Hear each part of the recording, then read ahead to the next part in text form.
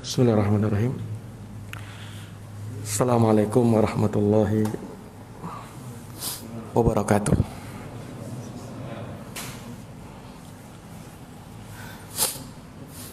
Alhamdulillahi rabbil alamin. Wabihi nasta'inu ala umurid dunya waddin. Asyhadu an la ilaha illallah wahdahu la syarikalah. Wa asyhadu anna Muhammadan abduhu wa rasuluh. Sallallahu alaihi wa ala alihi wa sahbihi wa man tabi'ahum bi ihsanin ila yaumiddin wa sallama tasliman katsira, amma ba'd.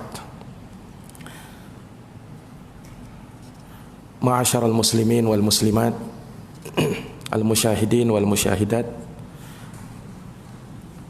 para jamaah sekalian yang dirahmati dan dimuliakan oleh Allah. Alhamdulillahi bi ni'matihi tatimmus shalihat. Segala puji hanya bagi Allah yang dengan nikmat-nikmatnya tertunai segala amal-amal kebajikan. Salawat dan salam semoga tercurahkan selalu kepada junjungan kita Nabi Agung, Nabi besar Muhammad sallallahu alaihi wasallam, kepada keluarga dan para sahabat serta orang-orang yang senantiasa meniti jalannya sampai hari kiamat kelak.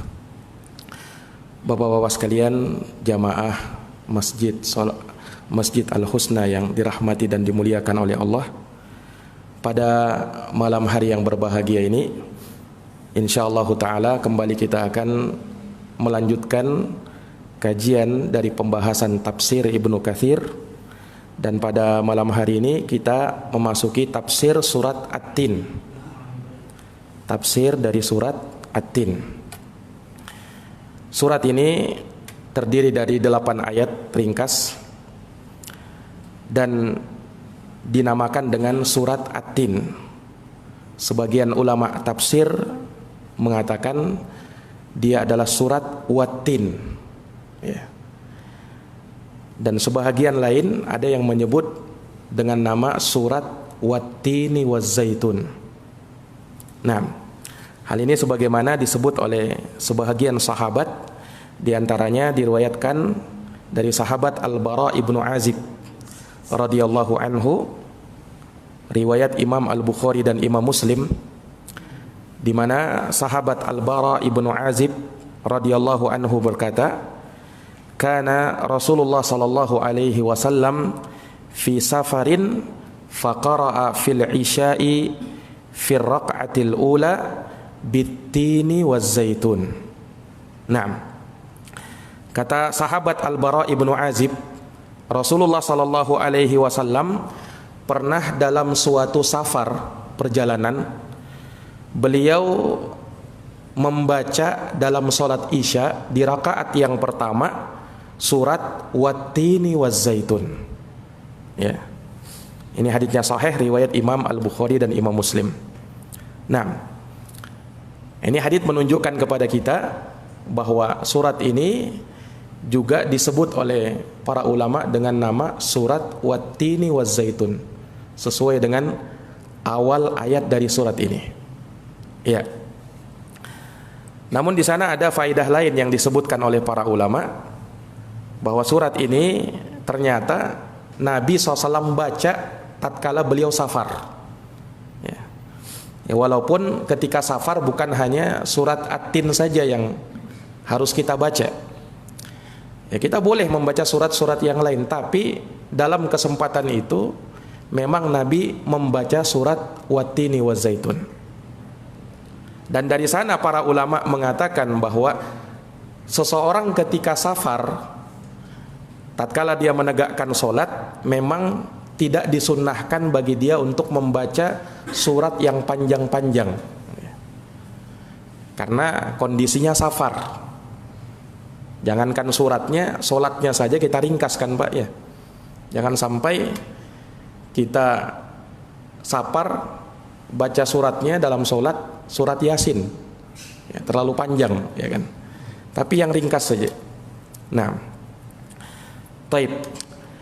Para jamaah sekalian yang dirahmati dan dimuliakan oleh Allah, surat ini dikatakan oleh jumhur mayoritas para ulama dia merupakan surat Makkiyah. Surat Makkiyah, surat yang diturunkan oleh Allah sebelum Nabi hijrah. Ini ketika berada di fase Makkah. Nah, dan ini diperkuat dengan apa yang disebutkan di dalam ayat ini, di mana di ayat yang ketiga Allah mengatakan wa hadzal baladil amin, dan demi negeri yang mulia ini. Maksudnya negeri Makkah yang aman ini. Allah Subhanahu wa taala sebutkan dengan isim isyarat hadza wa hadzal baladil amin. Dan ketika itu tentunya wahyu ini diberikan kepada Nabi. Dan ketika disebutkan dengan isim isyarah lil qarib, untuk yang dekat, maka itu menunjukkan bahwa posisinya Nabi SAW ketika itu berada di Makkah. Maka dia adalah surat Makkiyah. Terlebih lagi ada athar disebutkan dari sahabat Ibnu Abbas. Ibnu Abbas berkata, unzilat surat Wat-Tin bi Makkah. Diturunkan surat At-Tin itu di Makkah pada saat Nabi SAW belum diperintahkan berhijrah ke Madinah. Para jamaah sekalian, kandungan global dari surat yang mulia ini setidaknya ada 6 hal yang harus kita perhatikan sebelum kita nanti insyaallah ta'ala membaca ayat demi ayat dari surat yang agung ini. Yang pertama, dari surat ini Allah Subhanahu wa taala menyebutkan di awal-awal ayat akan keistimewaan 4 makhluknya yang mulia. Nah, yang mana Allah Subhanahu wa taala memakai makhluk-makhluk tersebut untuk bersumpah dengannya. Nah, itu bisa kita perhatikan dari ayat pertama sampai ayat yang ketiga. Wat-tini waz-zaitun, demi tin dan demi zaitun. Wa turi sinin, dan demi bukit Tursina. Wa hadzal baladil amin, dan demi negeri yang aman ini. Jadi 4 ya. Tin, zaitun, bukit Tursina, dan negeri Makkah. Dan tentu saja ketika disebutkan 4 makhluk ini oleh Allah Subhanahu wa taala, bahkan Allah pakai bersumpah dengannya, menunjukkan ada keistimewaannya. Apa itu? Nanti kita akan bahas insyaallah. Ini kandungan global dulu. Yang kedua, di dalam surat ini terdapat penjelasan akan keistimewaan manusia yang Allah ciptakan fi ahsani taqwim, dalam bentuk yang terbaik. Lihat di ayat yang keempat, Pak. Allah katakan laqad khalaqanal insana fi ahsani taqwim. Sungguh betul-betul kami mencipta manusia dalam bentuk yang terbaik. Iya. Jadi Allah Subhanahu wa taala ciptakan manusia dalam bentuk yang terbaik, baik fisiknya, jasmaninya maupun rohaninya. Allah nyatakan ini. Sungguh manusia itu tercipta dalam bentuk yang terbaik. Nanti kita akan kupas bagaimana ya Allah Subhanahu wa taala menyatakan ini, dan memang terbukti bahwa manusia adalah makhluk Allah yang terbaik dari sisi penciptaannya. Nah, kemudian pada kandungan yang ketiga kita bisa melihat peringatan dari Allah Subhanahu wa taala kepada manusia, bahwa manusia ini walaupun Allah ciptakan dalam bentuk yang terbaik, namun ketahuilah bahwa tidak ada yang kekal abadi di dunia ini. Sekuat apapun manusia hidup di dunia ini, pasti akan datang masa-masa saat dia berada dalam kondisi lemah. Berapapun usianya, tinggal di bumi Allah Subhanahu wa taala ini pasti kelak akan berjumpa dengan Allah juga. Nah, makanya Allah ingatkan di ayat yang setelahnya, "Tsumma radadnahu asfala safilin." Kemudian kami akan kembalikan itu manusia ke dalam tempat yang terendah. Setelah dia kuat, akan tiba masa tuanya, akan tiba masa lemahnya, akan tiba kematiannya. Dan ketika manusia berada dalam penyimpangan baik akidah maupun akhlak, maka Allah Subhanahu wa taala akan masukkan ia ke dalam neraka. Nah, kemudian setelahnya dijelaskan oleh Allah bahwa kemuliaan manusia ada dalam dua hal, yaitu iman dan amal soleh. Illal ladina amanu wa amilus solihat, kecuali orang-orang yang beriman dan mereka yang beramal soleh, falahum ajrun ghairu mamnun, maka bagi mereka pahala yang tiada putus-putusnya. Nah, kemudian kandungan yang berikutnya, bantahan kepada orang-orang yang mendustakan hari pembalasan, sebagaimana yang disangka oleh orang-orang kafir. Fama yukadzibuka ba'du biddin, apa yang menyebabkan kamu mendustakan akan datangnya hari pembalasan setelah datangnya keterangan-keterangan ini. Lalu Allah tutup surat ini dengan mengatakan, alaisallahu biahkamil hakimin, bukankah Allah hakim yang seadil-adilnya, hakim yang paling bijaksana. Nah, ini penjelasan akan kemahadilan Allah Subhanahu wa taala, dan Allah tidak mungkin menzolimi siapapun juga. Ini kandungan global dari surat yang mulia ini. Jamaah yang dirahmati dan dimuliakan oleh Allah Subhanahu wa taala, kita lihat ayat demi ayat dari surat ini. Allah Subhanahu wa taala menyatakan di awal surah dengan bentuk sumpah, wattini wazzaitun, demi buah tin dan demi buah zaitun. Di sini Allah Subhanahu wa taala bersumpah. Waw di situ, wattini namanya dalam bahasa Arab wawul qasam. Waw yang bermakna sumpah. Bedakan kalau dikatakan wattinu. Nah, kalau wattinu, waw di situ cuman atop saja dan buah tin. Ya. Tapi kalau di kasrah dia wattini, nah, maka dia jadi sumpah demi buah tin.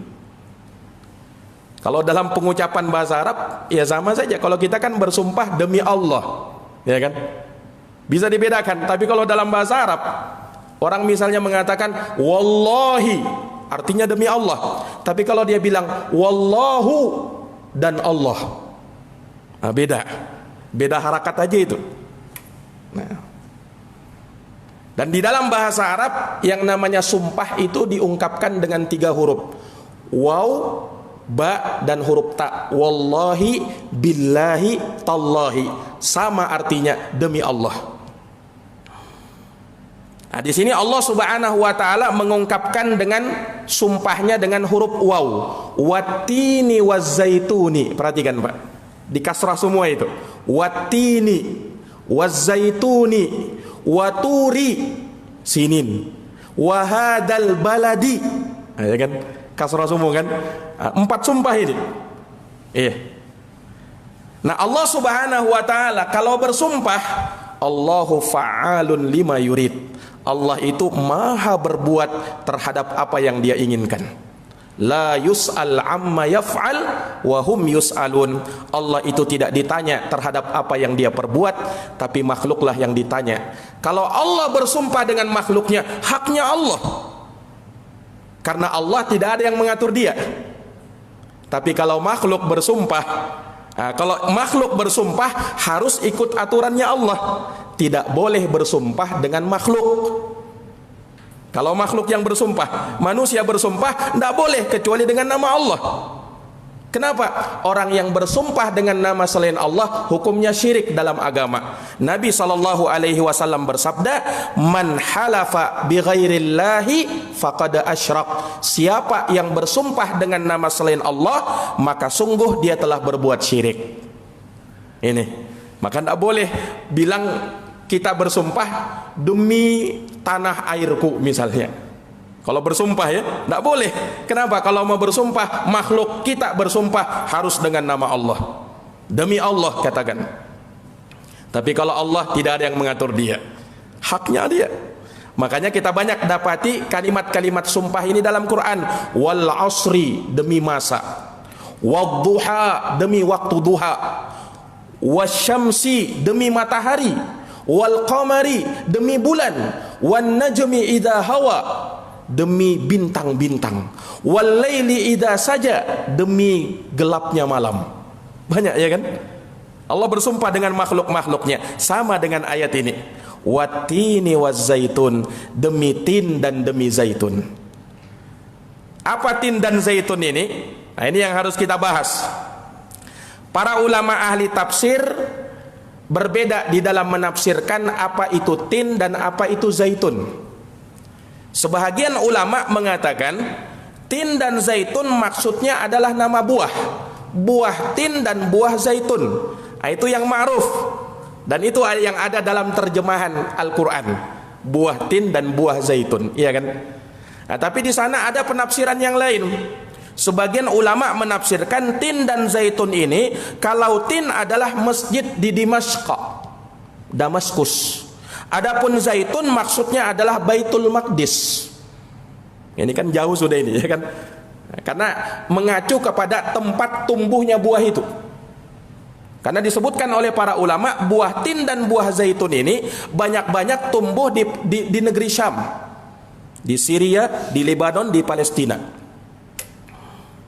Mengacu kepada tempat tumbuhnya. Nah, makanya ada sebagian ulama yang menafsirkan itu. Ada juga ahli tafsir mengatakan atin maksudnya adalah masjidnya Nabi Nuh. Wallahu alam di mana itu. Tapi ada sebagian ulama tafsir mengatakan begitu. Adapun Az-Zaitun adalah Baitul Maqdis yang ada di Palestina, Masjidul Aqsa. Nah, ini penafsiran para ulama. Namun yang dikuatkan oleh Imam At-Tabari dalam tafsirnya Jami'ul Bayan. Imam Tabari ini Pak, bapaknya ahli tafsir. Imam Ibnu Katsir banyak-banyak di dalam tafsirnya mengacu kepada kitabnya Imam Tabari, Jami'ul Bayan fi ta'wili ayatil Quran. Juga dikuatkan oleh Imam Qurtubi dan Imam Ibnul Arabi bahwa yang dimaksud dengan at-tin dan az-zaitun adalah buah tin dan buah zaitun. Ini yang paling masyhurnya memang. Makanya tadi kita terjemah at-tin wat-tini waz-zaitun, demi buah tin dan buah zaitun. Allah bersumpah dengannya. Ada apa dengan buah tin dan buah zaitun ini? Ya, karena tidak mungkin Allah Subhanahu wa taala bersumpah dengannya kecuali pasti ada keistimewaannya ini buah. Bukan buah sembarangan. Ya kan? Allah tidak menyebutkan buah yang lain, tapi buah tin dan buah zaitun yang disebut. Iya kan? Nah pasti ada keistimewaannya. Dan memang ternyata terbukti ini buah-buah yang diberkahi oleh Allah Subhanahu wa taala dan banyak mengandung manfaat dan keberkahan. Banyak mengandung apa? Manfaat dan keberkahan. Nah, terlebih buah zaitun, Pak. Buah zaitun ini yang lebih banyak disebut di dalam Quran. Allah Subhanahu wa taala menyebutkan ini zaitun buah yang berkah. Min syajaratin mubarakatin zaitunah. Disebutkan dalam Quran, dari pohon zaitun yang diberkahi oleh Allah. Nah, makanya disebutkan ini dua pohon ini, dua buah ini. Wattini waz-zaitun. Iya. Memang kalau di tempat kita jarang ini Pak ya, kelihatan buah ini ya. Tapi ada dijual di negeri kita, ada dijual. Bahkan sudah dijual online, sudah ada. Iya, buah ini. Buah tin, kalau zaitun ya insya Allah lebih ma'ruf ya kan. Buah tin ini. Hanya kalau dia tempat tumbuhnya banyak di negeri Syam sana. Syam itu mencakup Suriah, Palestina, Lebanon. Itu Syam. Nah, para jamaah sekalian yang dirahmati dan dimuliakan oleh Allah, sebagian ulama menyebutkan Allah Subhanahu wa taala menyebutkan nama buah dan Allah bersumpah dengannya, ini isyarat kepada manusia agar banyak mengkonsumsi buah. Kenapa? Buah ini menyehatkan bagi badan. Ya kan? Dan memang terbukti di antara makanan-makanan yang memang sehat, bagus dikonsumsi oleh badan adalah buah-buahan. Ya kan? Nah, makanya Allah sebutkan watini wazaitun, demi buah tin dan buah zaitun. Isyarat kepada manusia. Dan di antara makanan-makanan yang bagus, makanan-makanan yang terbaik bagi badan manusia adalah buah. Konsumsi buah-buahan. Para jamaah yang dirahmati oleh Allah, kemudian kita lihat ayat yang berikutnya. Waturi sinin, ini masih sumpah Allah ini. Dan demi bukit Tursina. Ya. Tursina dalam sebagian qiraah di sini kan dibaca Tursini, waturi sinin. Dalam qiraahnya Ibnu Mas'ud dibaca waturi sina. Kalau dalam qiraahnya Umar di fathah huruf sinnya waturi saina. Sama juga maknanya itu. Dalam terjemahan artinya Bukit Sinai. Di mana Bukit Sinai itu, Pak? Nah, Bukit Sinai ini disebutkan oleh para ulama tafsir, dia berada di sebuah padang pasir yang terletak di antara negeri Mesir dan negeri Palestina. Nah, di sana itu Bukit Tursina namanya. Saya juga belum pernah ke sana. Tapi Allah Subhanahu wa taala sebut ini Tursina ini kenapa? Karena ada peristiwa bersejarah di situ. Siapa yang tahu, Pak? Di Bukit Tursina ini ada apa ini di sini ini? Di tempat inilah Allah Subhanahu wa taala berbicara kepada Nabi Musa alaihi salam. Sampai dari situlah Allah Subhanahu wa taala mengatakan Nabi Musa itu kalimur rahman. Orang yang langsung diajak bicara oleh Allah Subhanahu wa taala Ar-Rahman, Nabi Musa itu. Kalau nabi-nabi yang lain kebanyakannya, Pak, menerima wahyu Allah melalui perantara malaikat Jibril. Nabi Musa langsung diajak bicara oleh Allah. Dan kata ulama ada 3 nabi yang diberikan kekhususan seperti itu. Langsung diajak bicara oleh Allah tanpa melalui perantara malaikat Jibril. Siapa mereka? Yang pertama Nabiullah Adam alaihi salam. Ya kan? Tatkala di awal pertama kali diciptakan Adam alaihi salam, Allah berbicara kepada Adam. Makanya disebutkan dalam hadis Nabi Adam itu nabiyun mukallam, nabi yang langsung diajak bicara oleh Allah. Yang kedua Nabi Musa. Yang ketiga Nabi kita Muhammad sallallahu alaihi wasallam dalam peristiwa Isra dan Mi'raj langsung diajak bicara oleh Allah tanpa melalui malaikat Jibril. Ini jamaah sekalian. Jadi dalam ayat ini Allah sebutkan ini waturi sinin karena memang ada peristiwa besar di sini. Allah Subhanahu wa taala mengajak bicara Nabi Musa alaihi salam. Dan disebutkan bahwa Nabi Musa berjumpa dengan Rabbnya ketika itu dalam masa 40 hari. Di sanalah Nabi Musa alaihi salam meminta kepada Allah permintaan yang besar. Apa itu? Nabi Musa meminta supaya Allah menampakkan dirinya kepada dirinya. Nabi Musa minta supaya Allah menampakkan dirinya. Apa kata Allah? Dalam Quran dikatakan lantaroni, wahai Musa, kamu tidak akan bisa melihat saya. Dan memang tidak mungkin, mustahil bisa dilihat di dunia ini. Kata Allah, walakin nzur ilal jabal, lihatlah kepada gunung. Fa in istaqarra makana, kalau dia masih tetap di tempatnya, fasaufa tarani, engkau akan bisa melihat aku wahai Musa. Apa yang terjadi ketika Allah menampakkan dirinya, keagungannya baru pada gunung, maka gunung itu hancur lebur. Maka tersungkurlah Nabi Musa pingsan. Tidak bisa melihat Allah Subhanahu wa taala. Subhanallah. Para jamaah sekalian yang dirahmati oleh Allah. Di mana peristiwanya itu? Di Bukit Tursina. Nah. Dan tentunya disebutkannya selama 40 hari, lama sekali. Ya kan? Allah Subhanahu wa taala berbincang-bincang dengan Nabi Musa alaihi salam di sana.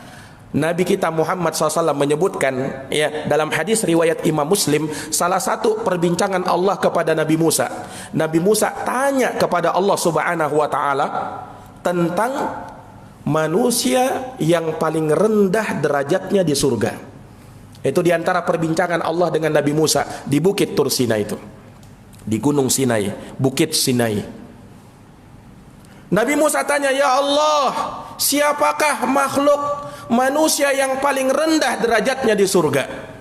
Maka Allah berfirman, Allah menyebutkan kepada Nabi Musa, wahai Musa, sesungguhnya manusia yang paling rendah derajatnya di surga. Lihat, yang paling rendah ini Pak ya, karena surga itu kan berderajat-derajat. Dalam hadis disebutkan surga itu punya 100 derajat, 100 tingkatan. Antara satu tingkatan dengan tingkatan berikutnya berbeda.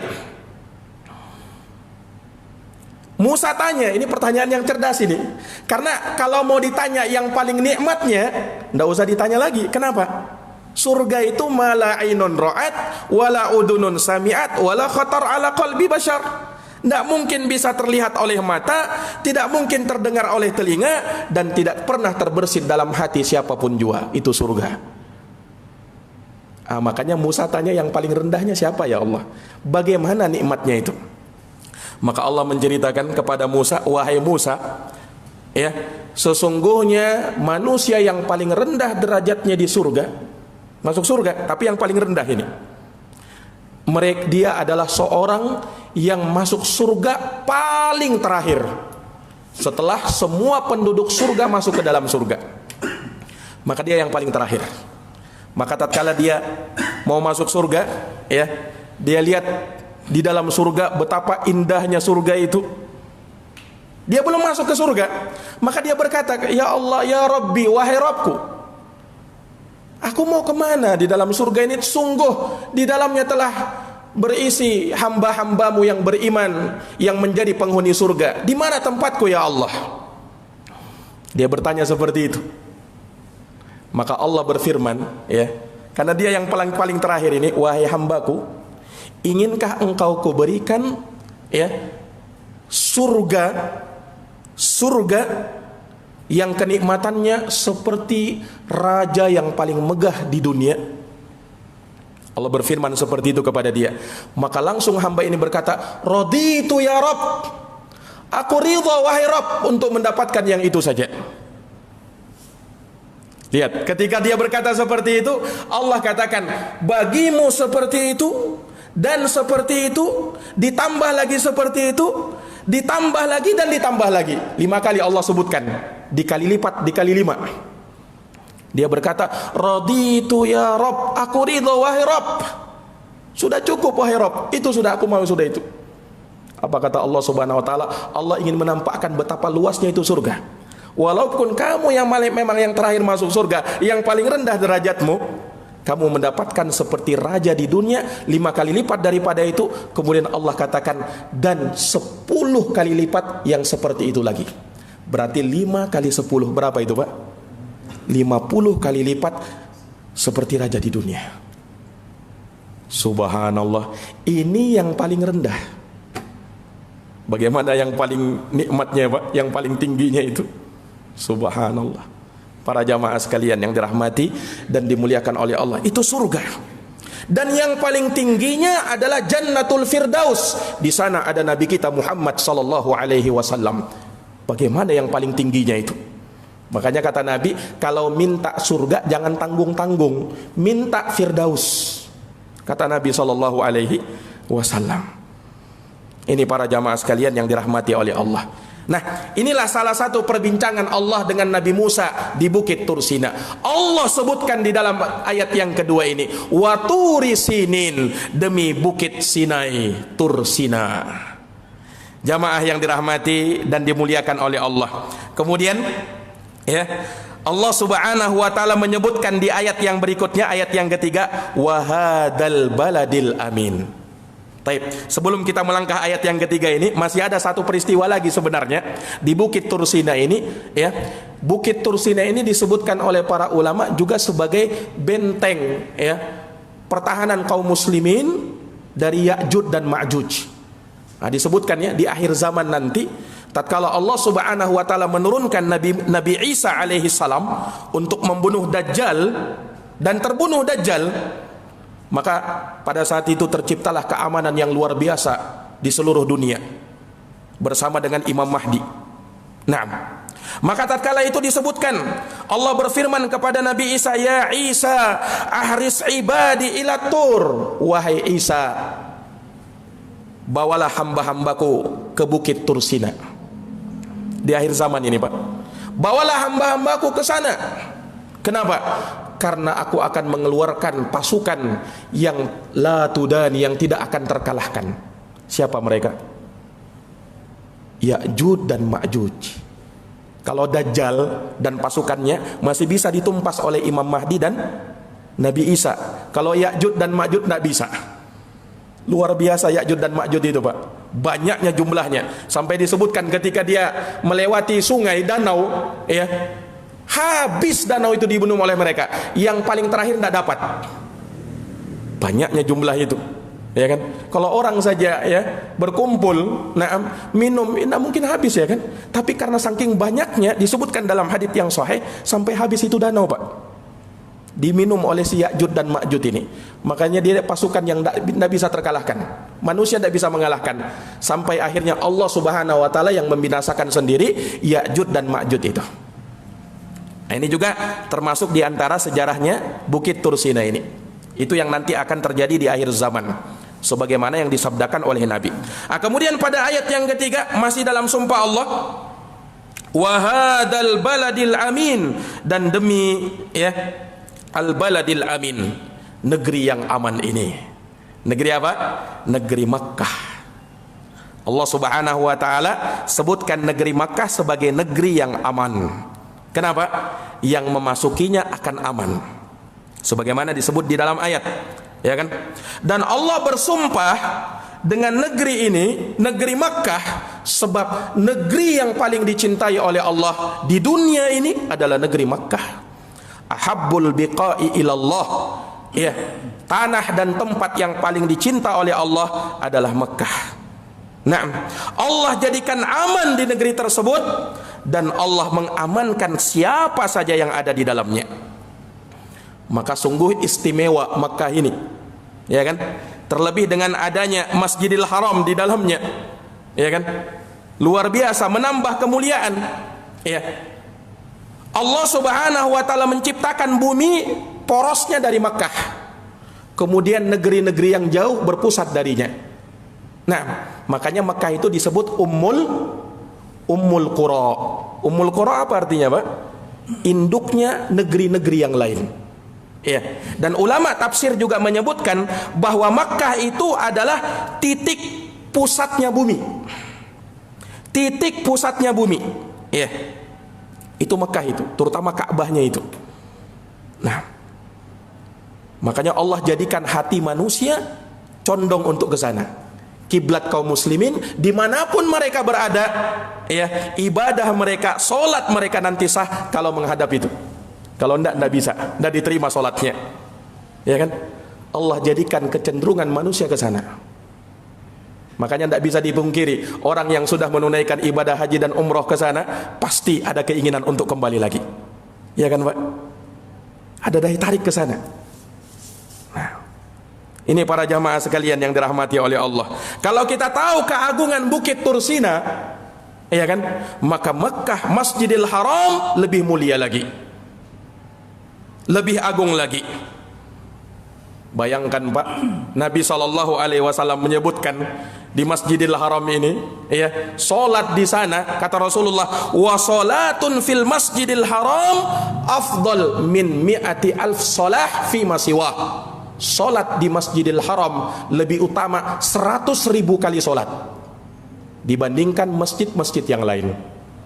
Jadi kita solat 100.000 kali di Masjid Al-Husna ini baru bisa menyamai satu solat di Masjidil Haram. Bayangkan, ini sabda Nabi, Pak. Yang rendah setelahnya di Masjid Nabawi. Yang kedua, solat di masjidku ini, kata Nabi, sama dengan 1000 solat dibandingkan dengan masjid-masjid yang lain. Kita sholat di sini 1000 kali baru bisa menyamai satu sholat di sana. Dan yang ketiga, Masjidil Aqsa, setengahnya lagi 500 sholat di Baitul Maqdis. Ini para jamaah sekalian yang dirahmati oleh Allah. Makanya Allah sebutkan ini. Dan perhatikan, Allah menyebut Makkah sebagai apa? Sebagai baladul amin, negeri yang aman. Nah, kita bisa lihat amannya itu Pak, negeri Makkah ini luar biasa. Aman dari peperangan. Imam Qurtubi juga menyebutkan aman dari bencana seperti gempa bumi. Pernah Pak enggak dengar di Mekah itu gempa bumi? Pernah dengar Pak? Enggak pernah ya kan? Kalau di Indonesia jangan ditanya lagi ya. Kalau di Makkah enggak. Itu disebutkan oleh Imam Al-Qurtubi rahimahullah. Makhluk bisa merasakan keamanannya, jangankan manusia, hewan, tumbuhan bisa merasakan keamanan di sana. Makanya salah satu kekhususan kota Mekah, hewan-hewan yang ada di sana tidak boleh dibunuh, tidak boleh diburu. Jangankan mau diburu, jangankan mau dibunuh, jangankan mau ditangkap, diusir saja tidak boleh. Orang yang pernah ke sana tahu kan Pak? Iya, banyaknya burung-burung di sana, iya, iya kan? Nah di sana Pak, jangankan mau menangkap, iya, mau memburu saja, mengusir, hus, nah itu tidak boleh sudah, tidak boleh. Disebutkan di dalam Al-Quran, apa namanya, disebutkan dalam hadis, wala yunaffar sayduhu, tidak boleh diusir hewan-hewan yang ada di sana. Pohonnya tidak boleh ditebang. Lihat, jadi bukan hanya manusia yang merasakan keamanan, hewan, tumbuh-tumbuhan merasakan keamanan di sana.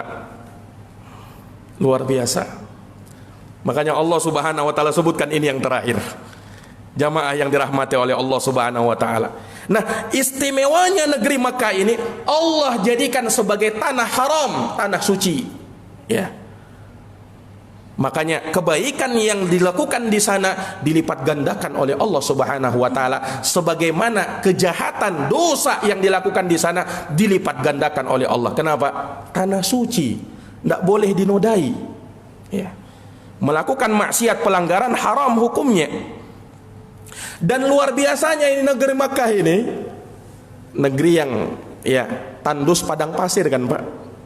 Tapi subhanallah, semua buah-buahan kita bisa dapatkan di sana. Terbukti dengan firman Allah Subhanahu wa taala. Allah Subhanahu wa taala mendatangkan buah-buahan di sana, semua segalanya bisa kita dapatkan. Yang ada di Indonesia kita bisa dapatkan di sana. Bahkan yang tidak ada di Indonesia di sana ada. Ya kan? Lihat di dalam Quran Pak, Allah Subhanahu wa taala mengatakan, awalam numakin lahum haraman amina yujba ilaihi thamarat kulli syai'in rizqan min ladunna. Dalam surat Al-Qasas ayat 57. Iya. Bukankah kami telah mengokohkan untuk mereka negeri Makkah itu sebagai negeri yang suci, negeri yang aman, yujba ilaihi. Perhatikan, yujba ilaihi, didatangkan kepadanya secara terus-menerus buah-buahan ya sebagai rezeki dari sisi kami. Subhanallah. Ini para jamaah sekalian, dan ini tidak lain dan tidak bukan berkat doanya Nabi Ibrahim terhadap negeri ini. Ya kan? Yang membangun negeri ini Makkah ini siapa sejarahnya? Nabi Ibrahim dan Nabi Ismail, keluarganya, ya kan? Nah, makanya Nabi Ibrahim berdoa, wa idz qala Ibrahim rabbi ja'al hadza baladan amina. Dan ingatlah tatkala Ibrahim berkata, wahai Rabbku, jadikanlah negeri ini negeri yang aman, warzuq ahlahu minas samarat, dan berikanlah rezeki kepada penduduknya dari buah-buahan, man amana minhum billahi wal yaumil akhir, yang beriman kepada Allah Subhanahu wa taala dan negeri akhir. Didoakan Nabi Ibrahim, dan tentunya kita tahu doanya Nabi Ibrahim itu makbul, doanya Nabi. Nah, sampai pada hari ini luar biasa negeri Mekah. Makanya Allah bersumpah dengannya. Para jamaah sekalian yang dirahmati oleh Allah, kalau kita perhatikan 4 sumpah ini Pak, demi buah tin, demi buah zaitun, watini wazaitun, waturi sinin, demi bukit Sinai, wahadal baladin amin, dan demi negeri yang aman Makkah. Ini kata ulama isyarat kepada Nabi dan Rasul Allah yang mulia. Perhatikan, watini wazaitun, demi buah tin dan buah zaitun. Menurut penafsiran sebagian ulama, ini mengacu kepada tempat tumbuhnya buah-buahan ini yang terbanyak. Di mana? Di negeri Syam, ya kan? Nah, negeri Syam itu negerinya para nabi dan para rasul. Terutama para nabi dan para rasulnya Bani Israel. Yang terakhirnya Nabi Isa alaihissalam yang merupakan ulul azmi. Ya, itu yang pertama. Waturi sinin, ini mengacu kepada Nabi siapa? Nabi Musa alaihissalam yang menerima wahyu di bukit Sinai. Wahadal baladil amin, demi negeri yang aman ini. Siapa? Mengacu kepada Nabi siapa? Nabi kita Muhammad sallallahu alaihi wasallam. Jadi isyarat kepada nabi-nabi ini, Pak. Lihat ya. Ini makna yang mendalam dari ayat ini. Wattini wazzaitun, demi buah tin dan buah zaitun. Waturi sinin, demi bukit Sinai. Wahadal baladil amin, dan demi negeri yang aman ini, negeri Makkah. Ini sumpah. Tentunya kalau orang itu bersumpah ada isi sumpahnya kan, Pak? Apa isi sumpahnya Allah ini? Di ayat yang keempat. Ini isi sumpahnya. Laqad khalaqanal insana fi ahsani taqwim. Sungguh betul-betul manusia itu kami cipta dalam bentuk yang terbaik. Inilah yang Allah ingin tegaskan.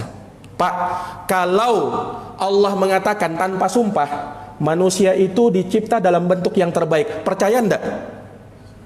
Kalau Allah mengatakan tanpa sumpah, manusia tercipta kata Allah dalam bentuk yang terbaik, percaya? Yakin kan? 100%. Ya, kenapa Allah yang berkata begitu? Nah, bagaimana lagi kalau Allah mengatakan ini, berfirman dengan hal ini, mendatangkan sumpah? Tambah yakin tidak? Kan sumpah itu kan untuk meyakinkan, ya kan? Ada orang misalnya berkata, saya akan datang. Ada yang tanya, kamu betul datang? Sungguh saya akan datang. Ada yang masih meragukan, kamu betul-betul akan datang? Demi Allah saya akan datang. Nah, ini kan untuk menekankan kan? Sama ketika Allah ingin menekankan ini, Allah ingin menegaskan ini betul-betul ini. Manusia Allah ciptakan dalam bentuk yang terbaik. Tidak ada yang bisa mengalahkan bagusnya penciptaan manusia ini. Disebutkan, Pak, ada kisah yang menarik oleh Imam Ibnul Arabi di dalam tafsirnya. Ada seorang laki-laki ya yang bernama Isa bin Musa, namanya dia ya, namanya Isa bin Musa. Dia memiliki seorang istri yang sangat cantik jelita. Dia berkata kepada istrinya yang cantik ini, dia berkata, wahai istriku, betapa cantiknya dirimu. Iya, sungguh jikalau rembulan itu lebih cantik daripada kamu, kamu akan saya talak 3. Karena dia menganggap istrinya lebih cantik dari rembulan. Istrinya lebih cantik dari rembulan. Mendengarkan itu istrinya kaget, langsung dia tutup kamar. Wahai suamiku, saya takut jatuh talak sama saya. Talak 3 lagi. Kalau talak 3, Pak, sudah pisah itu kan. Kalau masih talak 1, talak 2, mending masih bisa rujuk. Kalau talak 3, pisah sudah, cerai. Nah, maka langsung istrinya mengurung diri. Ini suaminya memuji tapi berlebih-lebihan. Nah, akhirnya menyesal ini suaminya. Iya, bagaimana ini? Akhirnya dia pun mengajukan perkaranya kepada khalifah. Khalifah ketika itu bernama Abu Ja'far Al-Mansur. Nah, khalifah juga kebingungan ini bagaimana ini. Akhirnya dia undang seluruh para fuqaha, para ahli fikih untuk memutuskan perkaranya apakah jatuh talak atau tidak. Kan dia berucap sama istrinya, wahai istriku, jikalau rembulan lebih cantik, lebih indah dari dirimu, kamu saya talak 3. Karena dia ingin menegaskan, ingin menekankan kamu itu lebih cantik dari bulan. Nah, dikumpulkan para khalifah kumpulkan para ahli fikih, ya. Maka para ahli fikih kebanyakan mengatakan jatuh talak. Sedihnya suaminya ini. Nah, sedihnya dia jatuh talak. Padahal dia ingin memuji istrinya saja. Nah, tapi ada salah seorang ahli fikih, sahabatnya Imam Abu Hanifah, yang ketika itu diam, tidak ada suaranya. Maka khalifah tanya, kenapa kamu tidak berpendapat? Apa kira-kira pendapatmu? Apakah kamu menyelisih para fuqaha ini? Maka dia pun berbicara. Dia berbicara membuka dengan surat Wattini Wazzaitun, Waturi Sinin, Wahadal Baladil Amin, Laqad khalaqanal insana fi ahsani taqwim. Nah, ini berdasarkan ini ayat. Berdasarkan ini ayat, wahai khalifah, tidak salah yang diucapkan orang itu. Betul. Manusia lebih indah daripada rembulan. Khalifah langsung mengatakan, ini dia yang benar. Selamat dia langsung, lega dia si pemuda tadi. Nah, betul ternyata, alhamdulillah selamat, tidak jadi tertalak. Subhanallah. Ini untuk menunjukkan apa, Pak? Bahwasanya manusia memang diciptakan oleh Allah Subhanahu wa taala dalam bentuk yang terbaik, bahkan mengalahkan cantiknya rembulan. Jadi kita ini biar begini-begini tetap lebih indah dari bulan kan? Berdasarkan ayat ini, Pak. Subhanallah. Nah, taib sudah waktu ini. Sudah azan, Pak ya?